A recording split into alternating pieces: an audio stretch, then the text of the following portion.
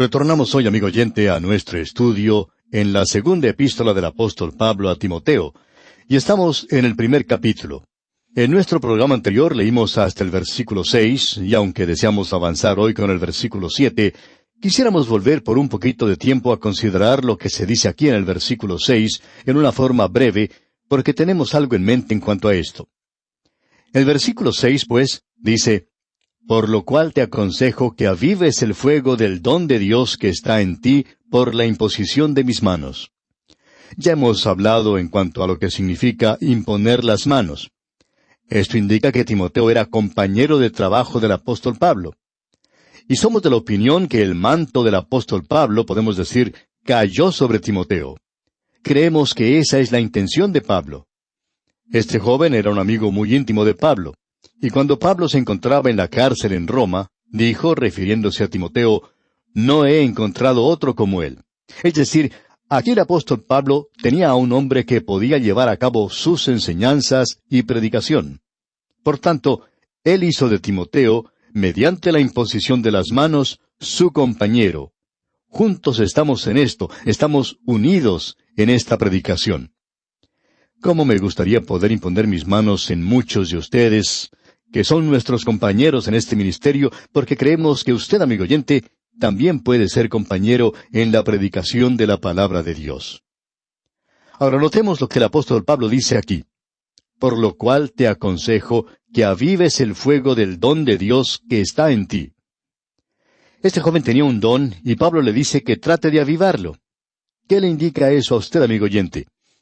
No deseamos reflejar ninguna duda en cuanto a este joven Timoteo, porque creemos que él era una persona maravillosa, pero quizá el apóstol Pablo podría tener alguna duda. Timoteo se encontraba lejos de Pablo, ya que él estaba en Macedonia, y el joven Timoteo se encontraba en Éfeso. Y Éfeso, como usted recordará, era un lugar donde se encontraba el templo erigido a la diosa Diana, uno de los lugares más pecaminosos del mundo romano de esa época. Había muchas atracciones y tentaciones, había muchas cosas que podrían atraer a un joven en la ciudad de Éfeso. Ahora el apóstol Pablo sabía muy bien eso, ya que había pasado 3 años en ese lugar. Y nos preguntamos si quizá Pablo tenía un poquito de temor de que Timoteo pudiera mostrarse algo reticente y no seguir adelante.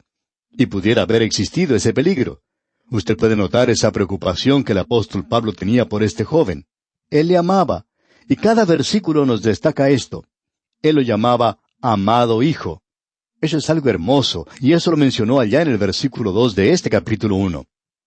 Notemos ahora lo que el apóstol Pablo dice aquí en el versículo 7 de este capítulo 1 de la segunda epístola a Timoteo. Porque no nos ha dado Dios espíritu de cobardía, sino de poder, de amor y de dominio propio. Ahora aquí se menciona esta palabra, cobardía. Quizá haya personas que tengan mucho temor de viajar en avión. Hay algunos que tienen que viajar por obligación y en realidad no disfrutan nunca del viaje por avión. El temor es algo natural y es algo bueno. Uno puede tener temor o tenerle miedo a un león. No quisiéramos encontrar uno en la calle, por supuesto. Y las Sagradas Escrituras tienen algo que decir en cuanto a esto, hablando de un león suelto en las calles. Pues bien, si anda algún león suelto por las calles, yo buscaré un lugar muy seguro para esconderme de ese león. Tengo temor al león, y eso es algo normal para el ser humano, el tener temor. Y hay muchos de nosotros que por alguna razón tenemos temor de volar, temor de las alturas, y es algo que uno trata de vencer y ora en cuanto a esto. Ahora el apóstol Pablo dice aquí en el versículo 7, porque no nos ha dado Dios espíritu de cobardía, sino de poder, de amor y de dominio propio. Este dominio propio nos habla de disciplina. Es decir, que Dios no quiere que la derrota sea parte normal de la vida del creyente. En realidad, tenemos que ser creyentes bien disciplinados y no tenemos que ser esclavos de nuestras emociones. Muchos de nosotros somos esclavos de nuestras emociones y actuamos dejándonos llevar por ellas. Y esa es una de las razones por la cual, al ver una foto de algún pobre niño padeciendo hambre o de un huérfano sufriendo, la gente es movida a dar dinero. La gente responde cuando se apela a sus emociones. Ahora, el creyente no debería ser motivado por las emociones. Pensamos que quizá eso sucede demasiado a menudo entre los creyentes. Por tanto, debemos decir que nuestras emociones no deben dominarnos. Debemos tener disciplina, es decir, dominio propio. Ahora bien, volvamos a lo que estábamos considerando anteriormente. ¿Es algo malo tener temor a volar en un avión? No, amigo oyente. Tal vez podría ser un error el quedarse en casa. Amigo oyente, bien puede darse cuenta que si usted es un creyente con dominio propio, con disciplina, usted va a demostrar determinación y va a hacer este viaje por aire porque es algo esencial en la obra del Señor, y es algo que usted tiene que hacer en su vida para Dios. Por tanto, lo hace. ¿Por qué? Porque usted tiene que tener dominio propio. Usted está viviendo y está controlando sus emociones. Luego, quizá cuando usted esté en el avión, va a estar allí lleno de temor y preguntándose, ¿cuántas horas más durará todo esto? Y las horas parecen una eternidad. Y si el avión comienza a sacudirse un poco, pues ya busca agarrarse de lo que esté más a mano. Sin embargo, cualquier parte del avión se encuentra en la misma posición en la que usted se encuentra. Pero usted se toma o se agarra de cualquier cosa y parecería que eso le ayuda. Pues bien, este versículo es algo maravilloso. Tenemos que dominar nuestras emociones. No debemos dejar que nuestras emociones controlen nuestras vidas. Dios no quiere que nosotros seamos creyentes derrotados en esta vida aquí en la tierra. Hay muchas personas que han sido tan afectadas por sus emociones que se sienten dominados por ellas. El autor de estos estudios bíblicos, el Dr. J. Vernon McGee, contaba que en cierta ocasión se encontraba haciendo un viaje por la Tierra Santa. En una ocasión él tuvo que ir hasta Egipto y no estaba interesado en repetir esa experiencia. Él no quería ir a la ciudad de El Cairo en Egipto, quería permanecer en el hotel. Había planeado quedarse en Jerusalén y esperar que el grupo regresara a donde él se encontraba, pero eso no fue posible porque el hotel estaba lleno y no podía quedarse en ese lugar. De modo que tuvo que hacer el viaje, y resultó un viaje bastante bueno. Pero él dijo que se había dejado dominar por sus emociones, no logró dominarlas, sino que el Señor le obligó a hacer ese viaje. Y como resultado, tuvo una buena visita y aprendió mucho de ese viaje. Pues bien, creemos que ese es el significado de este versículo aquí, amigo oyente. Ahora el versículo siguiente, el versículo 8, dice, Por tanto, no te avergüences de dar testimonio de nuestro Señor, ni de mí, preso suyo, sino participa de las aflicciones por el Evangelio según el poder de Dios. Creemos que es necesario decir 2 o 3 palabras en cuanto a este versículo. Hemos llamado a este capítulo las angustias o los sufrimientos del Evangelio. Existe cierta forma de pensar hoy de que la vida del creyente es una vida que debería ser fácil y muy linda y todo dulce, y que todo sucederá de manera agradable y fácil. Tememos que muchos de nosotros pensamos que tenemos un Padre Celestial que nos va a hacer las cosas muy fáciles y que andaremos por un camino sin ningún obstáculo y nada nos va a suceder que resulte muy serio. Bien, amigo oyente, el versículo 9 aquí en la segunda epístola a Timoteo, capítulo 1, dice, quien nos salvó y llamó con llamamiento santo, no conforme a nuestras obras, sino según el propósito suyo y la gracia que nos fue dada en Cristo Jesús. Lo importante de notar aquí es que el Señor Jesucristo mismo dijo que nosotros íbamos a tener dificultades. Él dijo en el Evangelio de Juan, capítulo 6, versículo 33, En el mundo tendréis aflicción. El creyente no pasará a través de la gran tribulación, pero usted y yo, amigo oyente, vamos a tener pequeñas tribulaciones aquí. Vamos a tener problemas en nuestras vidas. Y si tratamos de evitarlos, es porque pensamos que lo podemos hacer porque somos creyentes. En cierta ocasión un abogado contó en cuanto a algunas cláusulas que se encontraban en los testamentos de la gente. Y aquí tenemos una de ellas. A mi hijo le dejo el placer de ganarse la vida. Por 25 años él pensó que el placer era mío, pero estaba equivocado. Hay muchas personas que piensan de esta misma manera en cuanto a nuestro Padre Celestial. Eso quiere decir que todo va a ser bien fácil. Amigo oyente, la vida del creyente no es esa clase de vida. Samuel Rutherford dijo lo siguiente, si nosotros no fuéramos extranjeros en esta tierra, los sabuesos de este mundo no nos estarían ladrando. Hay algo que no anda bien si usted llega a ser demasiado popular como creyente. Hay muchas personas que opinan que la vida del creyente es algo muy fácil, donde no hay nada que hacer sino divertirse. Y hay gente que piensa así. Amigo oyente, eso no es cierto. Ahora, en la última parte del versículo 8 de esta segunda epístola a Timoteo capítulo 1 leemos: participa de las aflicciones por el Evangelio según el poder de Dios.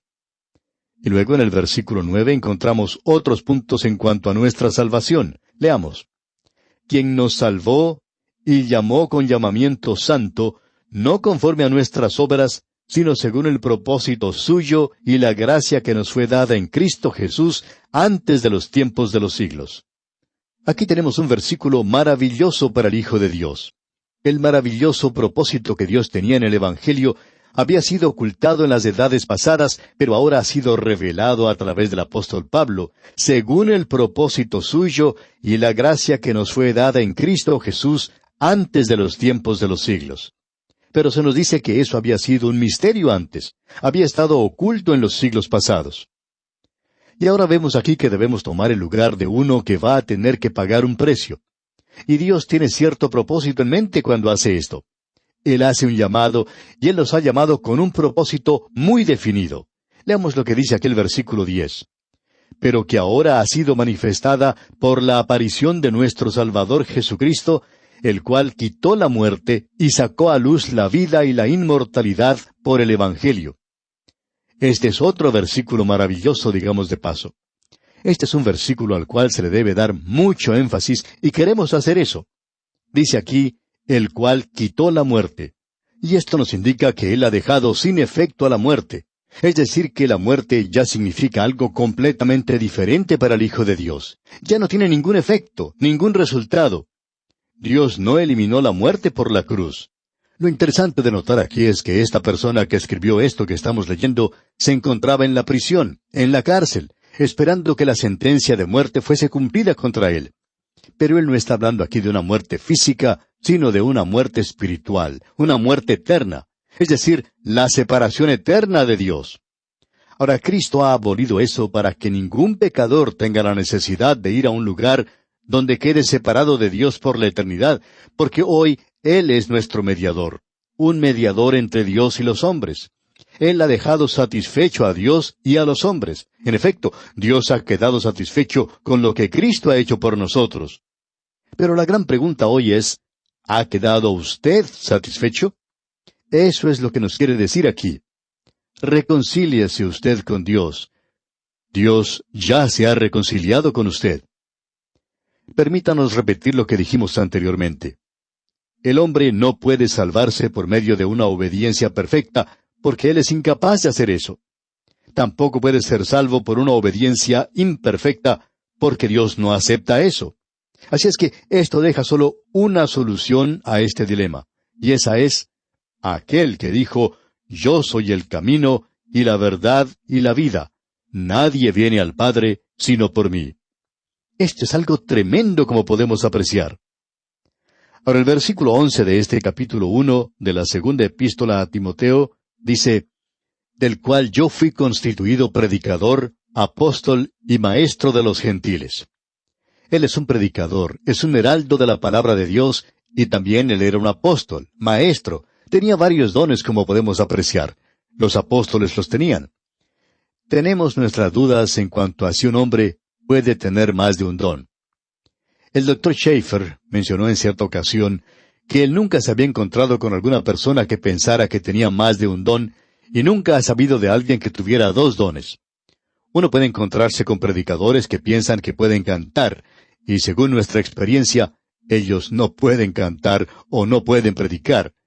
Si no era una cosa, era la otra. No creemos que el Señor permita dos dones porque es muy difícil el poder utilizar ambos. Ahora notemos lo que dice la primera parte del versículo 12 del capítulo 1 de esta segunda epístola a Timoteo. Por lo cual, asimismo padezco esto. El apóstol Pablo se encuentra en la cárcel, recordemos eso. Él ha sido condenado a muerte. Pero no me avergüenzo. Y eso es importante de notar de nuestra parte. El apóstol Pablo está diciendo, yo no me avergüenzo. Estas palabras ya habían sido mencionadas por él en su carta a los romanos. No me avergüenzo del Evangelio, dice allí. Y el apóstol Pablo urge a Timoteo a que él tampoco se avergüence, ya que leímos en el versículo 8, por tanto, no te avergüences de dar testimonio de nuestro Señor. Hay algunos creyentes que a veces no quieren ser testigos. Muchos de nosotros tenemos dificultades para hablar en ciertas ocasiones, pero eso no debería ser así. Y luego dice aquí en el versículo 12, por lo cual asimismo padezco esto, pero no me avergüenzo, porque yo sé a quién he creído, y estoy seguro que es poderoso para guardar mi depósito para aquel día. Él ha hecho un depósito conmigo, y eso es lo que hace de él un deudor para con todo el mundo. Usted y yo somos deudores hoy. Escuchamos a algunos creyentes decir, yo pago mis deudas honradamente. Usted y yo no hemos pagado nuestras deudas honradamente hasta cuando cada persona en la tierra haya oído el Evangelio. Ahora el apóstol Pablo dice, estoy seguro que es poderoso para guardar. Y este es un gran consuelo para nosotros en el día de hoy, amigo oyente, el estar en sus manos. Luego nos dice en el versículo 13, retén la forma de las sanas palabras que de mí oíste, en la fe y amor que es en Cristo Jesús. Insistimos en que las palabras de las Sagradas Escrituras son inspiradas. Creemos en la inspiración total, completa de la palabra de Dios, y no creemos que ningún otro punto de vista puede ser satisfactorio si no satisface las Escrituras. Vamos a tener la ocasión de hablar de esto más adelante en estas epístolas. Ahora los versículos 13 y 14 dicen, retén la forma de las sanas palabras que de mí oíste, en la fe y amor que es en Cristo Jesús. Guarda el buen depósito por el Espíritu Santo que mora en nosotros. Es importante notar que la vida del creyente se vive solo en el poder del Espíritu Santo, porque de eso el apóstol Pablo habla en el versículo 7 de este mismo capítulo 1 de su segunda epístola a Timoteo, cuando dice, porque no nos ha dado Dios espíritu de cobardía, sino de poder, de amor y de dominio propio. Todos esos son frutos del Espíritu de Dios. Y ahora en el versículo 15 leemos, ya sabes esto, que me abandonaron todos los que están en Asia, de los cuales son Figelo y Hermógenes. El apóstol Pablo menciona por nombre a aquellos que no han sido fieles, y estos aparentemente no demostraron su fidelidad al ministerio. Es interesante notar que al comienzo de la primera epístola, él dice que algunos se habían apartado. Y aquí en esta segunda epístola a Timoteo, él dice, me abandonaron todos los que están en Asia. Algunos le habían abandonado antes. Ahora destacamos esto porque hay personas que han hecho mención de lo que se dice aquí. Y según nos parece, la apostasía no es lo que caracteriza los últimos días, pero sí vamos a verla. La hemos visto a través de la historia de la Iglesia. Cierto profesor decía que la historia de la Iglesia es la historia de la apostasía, o según sus propias palabras, la historia de las herejías. Bueno, eso ha sido muy cierto. Y eso, creemos, es lo que el apóstol Pablo está tratando de decir aquí. Ahora, en el versículo 16 de este capítulo 1 de esta segunda epístola a Timoteo, dice el apóstol Pablo, tenga el Señor misericordia de la casa de Onesífero, porque muchas veces me confortó y no se avergonzó de mis cadenas. Aquí tenemos a un maravilloso santo de Dios, y a mí me hubiera gustado mucho ser Onesífero, pero no me hubiera gustado nada haber sido Hermógenes. Ahora en el versículo 17 leemos, sino que cuando estuvo en Roma, me buscó solícitamente y me halló. ¿No es algo hermoso esto, amigo oyente? ¿No le parece algo bello? El apóstol Pablo se encuentra en la cárcel y este hombre que quizás se encontraba en la ciudad por algunos asuntos de negocios va a buscar a Pablo. Probablemente el apóstol Pablo le había guiado a él al Señor, y uno no puede aborrecer o despreciar a aquel que le ha llevado a uno a los pies del Señor. Es decir, si eso ha sucedido genuinamente. Y en el versículo final de este capítulo 1 de la segunda epístola a Timoteo, dice el apóstol Pablo en el versículo 18, concédale el Señor que halle misericordia acerca del Señor en aquel día, y cuánto nos ayudó en Éfeso, tú lo sabes mejor. Nos imaginamos que él vivía en Éfeso y que hizo ese viaje a Roma. Y uno puede darse cuenta por medio de esta epístola que quizá había mucha gente que viajaba en el mundo romano en los días del apóstol Pablo. Y aquí nos detenemos por hoy porque nuestro tiempo ha terminado. En nuestro próximo estudio consideraremos el capítulo 2 de esta epístola. Y como lo hacemos siempre, le sugerimos leer todo el capítulo 2 para estar así mejor preparado y que pueda sacar el mayor provecho posible. Es nuestra oración que el Señor le bendiga en gran manera.